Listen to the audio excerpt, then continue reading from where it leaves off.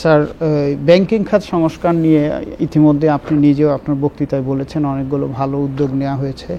একই সঙ্গে আমরা এটাও দেখছি যে আমানতকারীরা তারা আগেও যখন বড় বড় ব্যাংক ডাকাতরা ব্যাংকে তছরুপ করেছে তখনও অসুবিধার মধ্যে ছিল, এখনও নতুন পরিস্থিতিতে অসুবিধায় পড়েছে। কিন্তু আমানতকারীরা তো আপনার কাছে প্রত্যাশা যে তারাই ভোগান্তির মধ্যে পড়বে।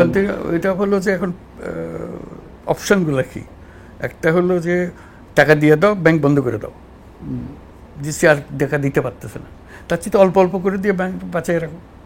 আমাদের এখন বলছিল ব্যাংকগুলো বাঁচিয়ে রাখা, যে অল্প অল্প করে দাও তো ব্যাংকটা বাঁচুক। ব্যাংক একটা ফেল করে আরম্ভ করলে একটার পর একটা ফেল করতে আরম্ভ করবে, এটা ভয়ঙ্কর জিনিস হবে। তো কাজে একটা অপশন নিতে হবে এটা আমাদেরকে। পলিসি করতে একটু অল্প একটু সহ্য করি সবাই মিলে, যাতে করে ব্যাংকটা বাঁচে এবং পুরো সিস্টেম ফাংশন করতে আরম্ভ করে।